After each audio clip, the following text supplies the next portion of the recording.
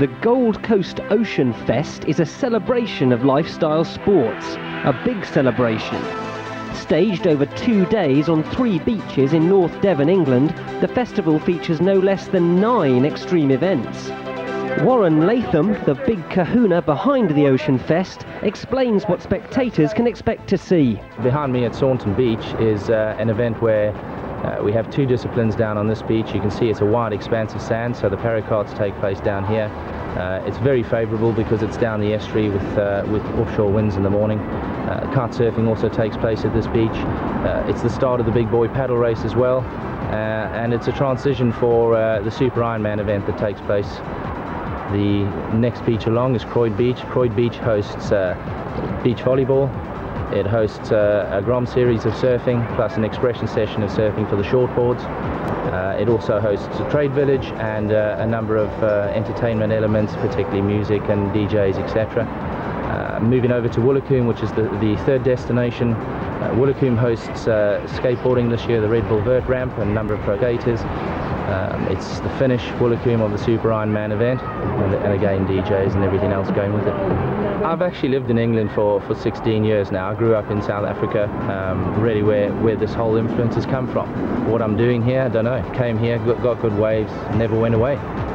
Skating, surfing, kites, volleyball.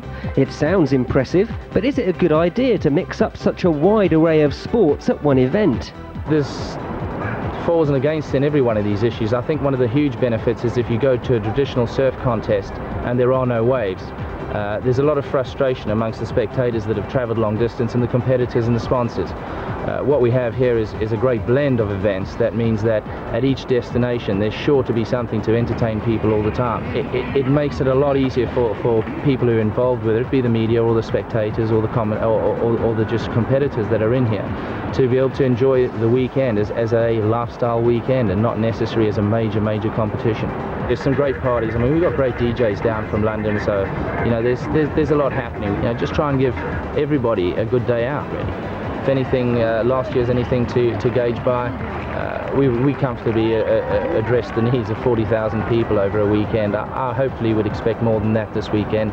The weather's looking good, the predictions are there. There's a few extra new elements in the program, so I think we'll be cramming them in. Our hirsute host seems confident that the Oceanfest will go off. Keep watching now to see if he's right.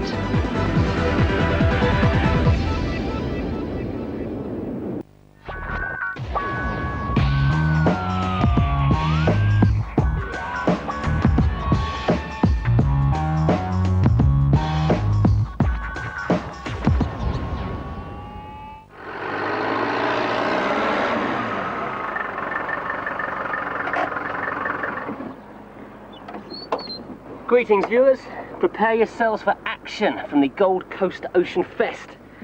Got my surf van, got my stick. One problem, no surf.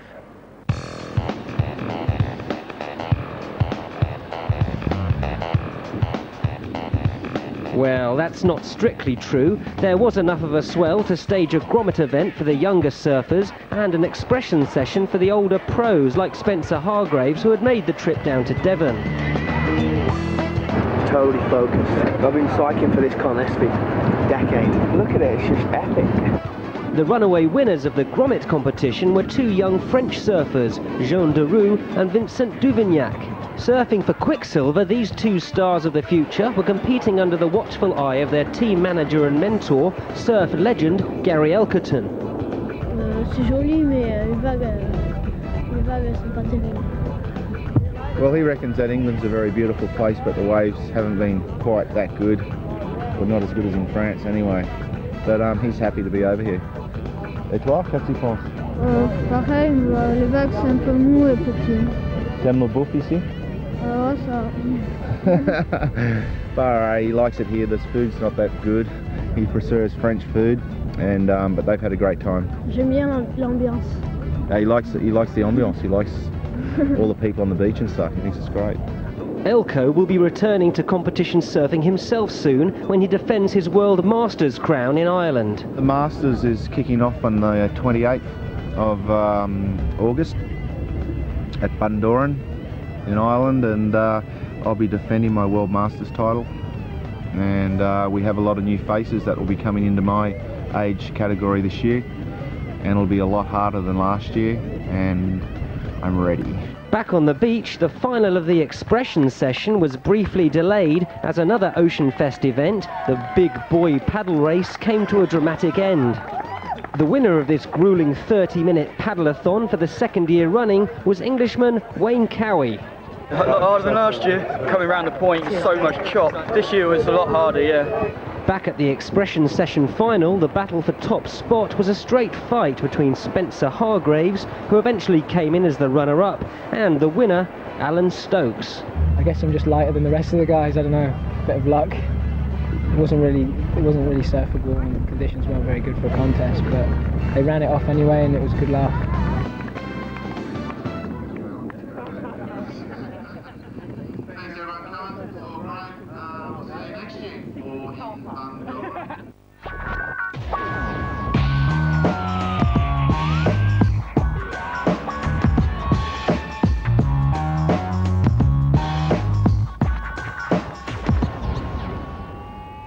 Sun, sand and sea, the perfect combination for a festival. So the organisers of the Gold Coast Oceanfest will be absolutely delighted because that's exactly what they've got. Now the festival is going on over 3 beaches in North Devon, England, and behind me, Saunton Beach is playing host to the parakarting. So let's go and catch some of the action.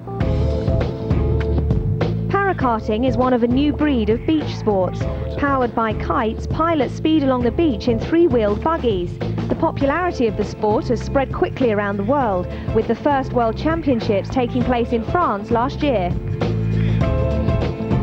So far, I've learned the people that ride these carts are called pilots, and they're just having a quick meeting behind me to go through all the health and safety. It's a really windy day, so they need to know exactly where they can and can't ride their buggies. And they're also being told where the flags are on the beach, which will mark out the start and finish to the races.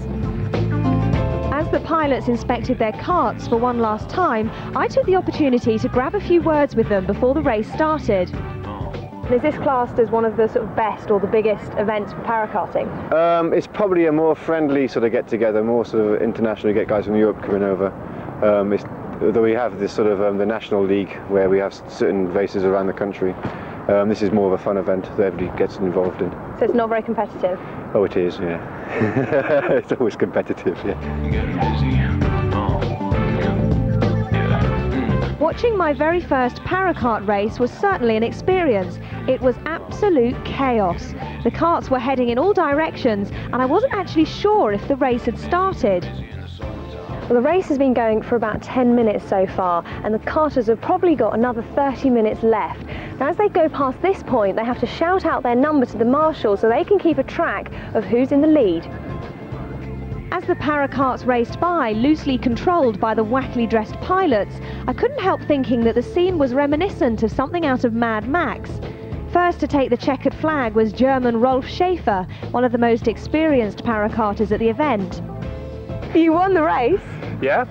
Did you enjoy it? Yeah, it was a lot of fun. We had a hard fight with 3 persons in front. It was brilliant. We had a lot of fun. Was it hard work?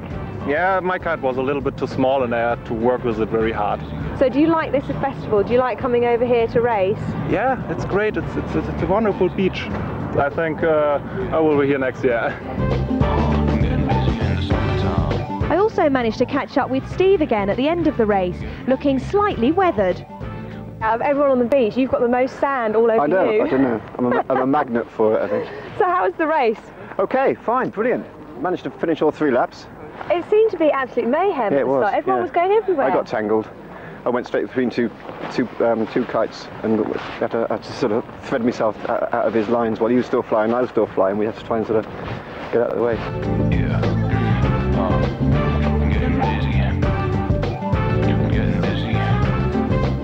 Parakarting has got to be one of the weirdest sports of the Gold Coast Festival.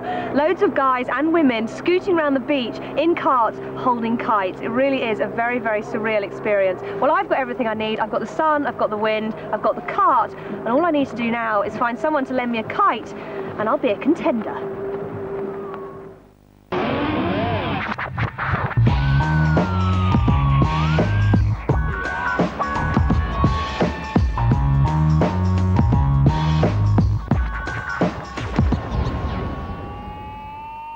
Greetings viewers, prepare yourselves for more from the Gold Coast Oceanfest.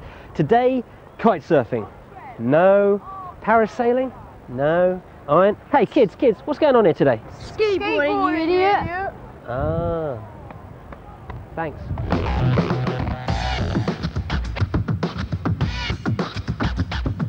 Those kids weren't wrong.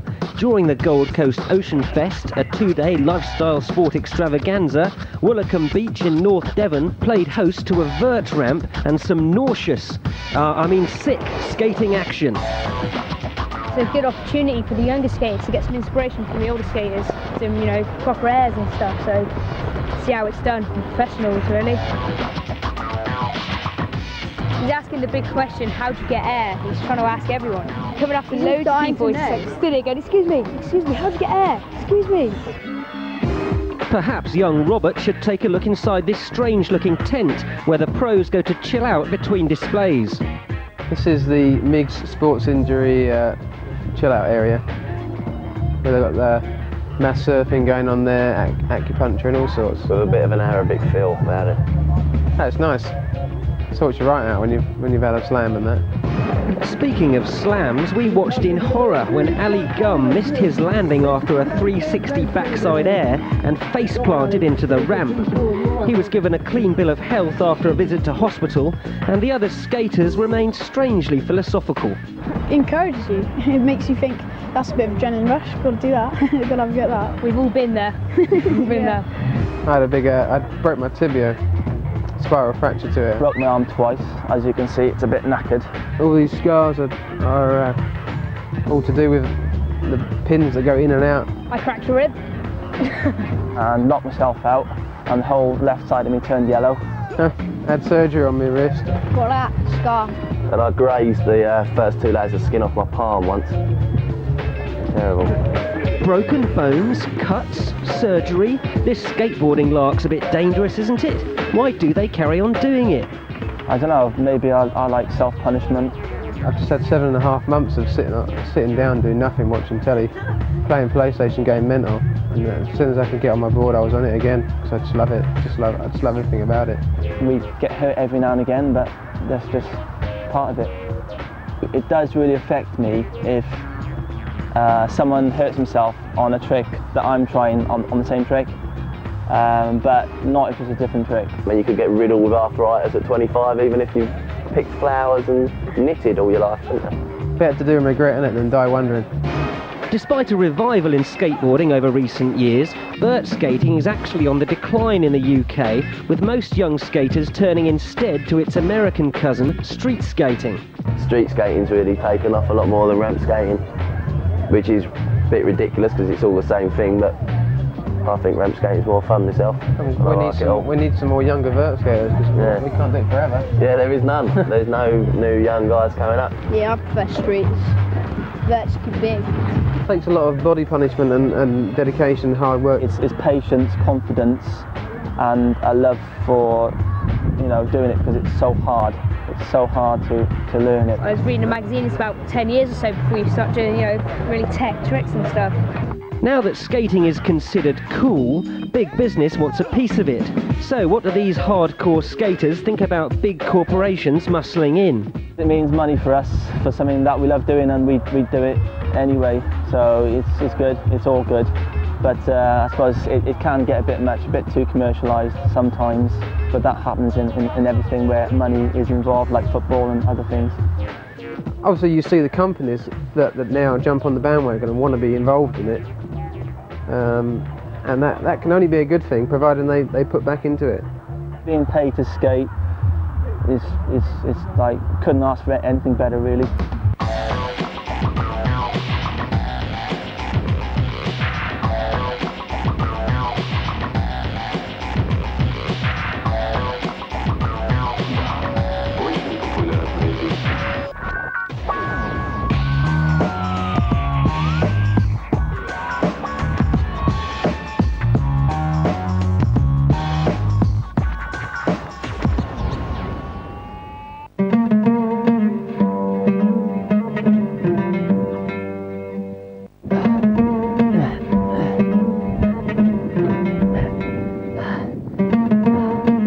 Greetings viewers, this is the Sahara Desert, and behind me a traditional Bedouin encampment.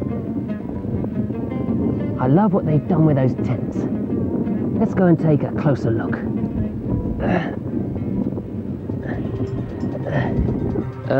Sorry about that viewers, think I'd had a bit too much of the old sun when I recorded that link. This isn't actually the Sahara Desert, but Saunton Beach in Devon, England. And of course, this isn't a Bedouin village, it's a gathering of kite surfers.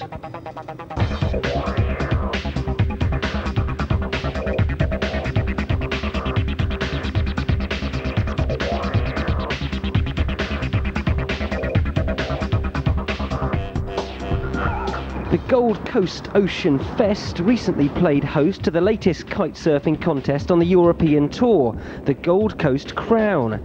20 amateurs and 10 professionals were there to battle it out for the title in a sport that combines the full range of board riding disciplines. Any board riding skills are totally useful when you're learning to kite surf, because they obviously relate. Wakeboarding, snowboarding, are all skateboarding, and a lot of the manoeuvres that are coming out now are all, you know, that you're based around that kind of board style. Despite some niggling safety concerns, people have been killed doing this. Kite surfing is on the rise. It's only been around since 1999, but it's already the world's fastest growing water sport. I could say I was one of the pioneers, and since then it's just gone in leaps and bounds. It's probably one of the most extreme sports that you can do, bar base jumping probably, where you're risking your life. But it's pretty it can be dangerous, but in the right hands and taught the right way, it's pretty safe. And many people are getting into it, from Holland to England to America. It's just booming right now. It really is taking off.